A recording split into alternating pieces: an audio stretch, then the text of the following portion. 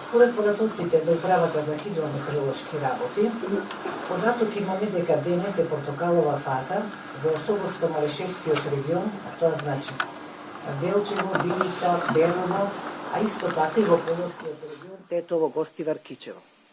Ова портокалова фаза во овие два региони ќе продолжи во тек на утрешниот ден, меѓутоа податоците се дека студеното време и ниските температури продолжуваат до вторник.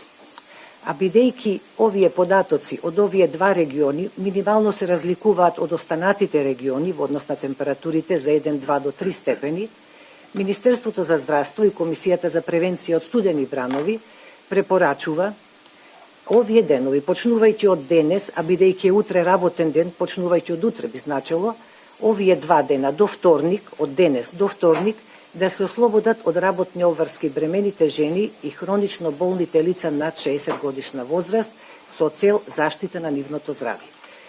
Значи, препораките се за цела територија, меѓутоа со посебен акцент за овие два региони. Осоговскиот, Малешевскиот регион и Полошкиот регион.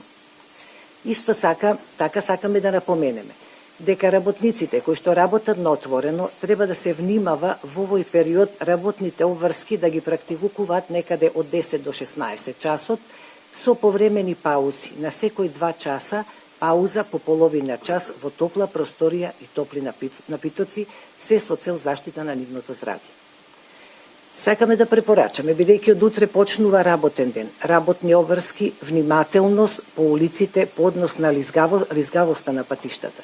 Сите граѓани да внимаваат, значи, освен топлата облека и топли напитоци, да внимаваат какви обувки носат, да не дојде до скршеници.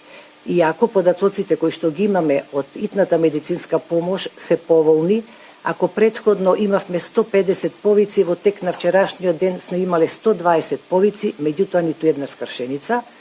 Денес во тек на денешниот ден до 14 часот 53 повици, пак сме немале скршеница, значи народот внимава. Додека од градската општа болница имаме податок дека ако минатиот ден имаше 4 скршеници и 46 повици, денес имало 36 повици и 2 скршеници. Значи, бројот на скршеници се намалува, населението внимава, меѓутоа од утре е работен ден, уште поголемо внимание, освен директното влијание на ниските температури по здравјето, голем проблем се и падовите и скршениците. Тја следиме понатака состојбата, Комисијата за превенција од студени бранови тја следи состојбата, меѓутоа најавите се дека од среда температурите имаат благ пораст и нема да бидат така ниски како што ќе бидат овие денови до вторник.